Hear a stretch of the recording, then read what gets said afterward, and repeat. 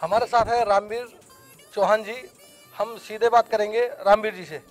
Sir, आपने party बनाई है, नई पार्टी, आपको क्या जरूरत पड़ी नई पार्टी बनाने की? दिल्ली के लोगों के हकों की आवाज़, गरीब लोगों के हकों की आवाज़ उठाने के लिए हमें जरूरत पड़ी कि दिल्ली के लोगों के साथ धोखा हुआ, खिलवाड़ हुआ है।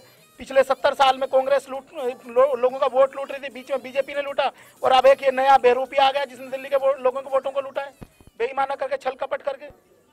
तो ये आपकी स्टेट की पार्टी है या?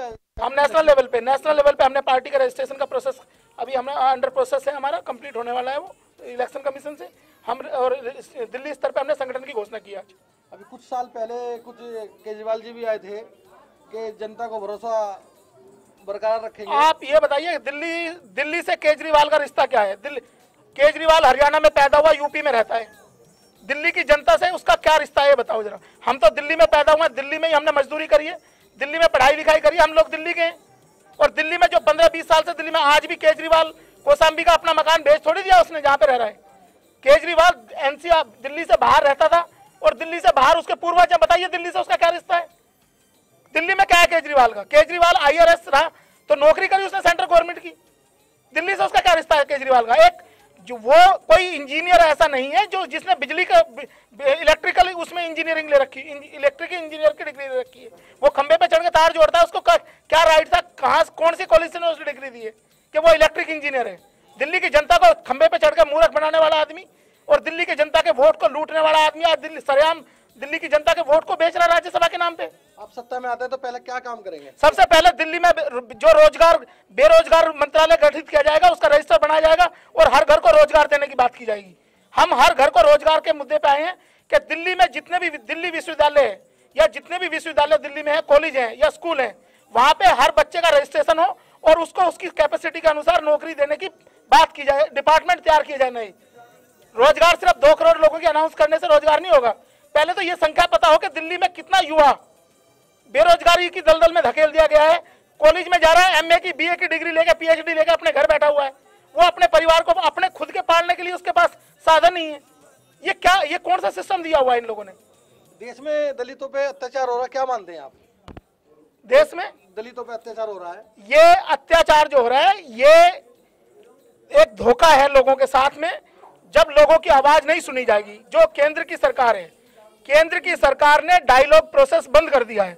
वो किसी भी ग्रुप से डायलॉग नहीं करना चाहती, वो जानबूझ के सिस्टम के अंदर एनार्की करना चाह रही है, क्योंकि अराजकता से लोग अपने अधिकारों से विमुख होकर विद्रोह करेंगे।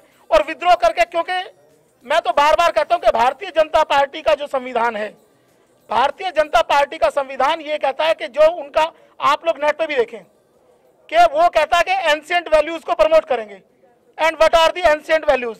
एंशिएंट वैल्यूज वही है कि आपको वर्ण व्यवस्था में डिवाइड किया हुआ है, चौथे वर्ण पे अत्याचार होगा। ये भारतीय जनता पार्टी का। और उसके साथ साथ भारतीय जनता पार्टी कहती है कि हम Gandhian approach of social economy, ये भारतीय जनता पार्टी के कॉन्स्टिट्यूशन में लिखा हुआ है। तो भारतीय जनता पार्टी भारत के संविधान के अनुसार ना चल के अपना जो इनका पर्सनल कॉन्स्टिट्यूशन है पार्टी का, उस पे काम कर रही है। और ये लोग समझ नहीं पा रहे।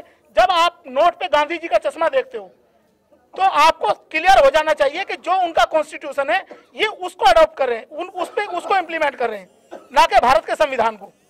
अभी दिल्ली में क्या हालात है सरकार के? दिल्ली में हालत की सरकार मतलब क्या, मैं समझा नहीं आपको, कुछ दोबारा कर। सही काम कर रही है दिल्ली सरकार या नहीं? दिल्ली सरकार ने क्या, दिल्ली सरकार एक धोखे की सरकार है। दिल्ली की सरकार बताए लोगों को कितने, पिछले कुछ सालों में कितने लोगों को रोजगार दिया। 3 साल में देश के युवाओं को, दिल्ली के युवाओं को बताया कि हमने इतने लोगों को रोजगार दिया। दिल्ली जहां की इंटेलेक्चुअल क्लास है, देश की राजनीतिक राजधानी है दिल्ली, इसके लोगों को बताया, युवाओं को बताया कि हमने, जिन युवाओं ने वाईफाई के चक्कर में आकर वोट डाल दिया, जिन युवाओं ने अपने रोजगार त्याग दिए, आज वो दिल्ली सरकार लिस्ट दे कि हमने इतने लोगों को रोजगार दिया है पिछले 3 साल में। आंकड़े पेश करे दिल्ली सरकार। दलितों को क्या मैसेज देना चाहते हैं?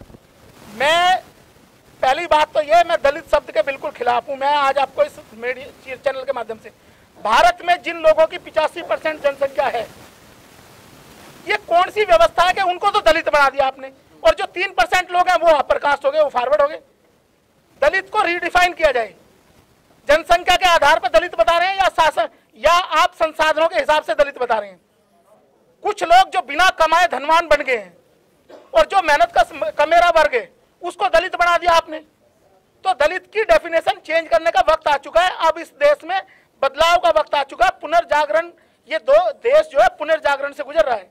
इस देश की राजनीति करवट ले रही है, नए सिस्टम तैयार होंगे, पुराना सिस्टम कोलैप्स होगा। Thank you. सहयोगी अभिषेक के साथ धर्मेंद्र कुमार।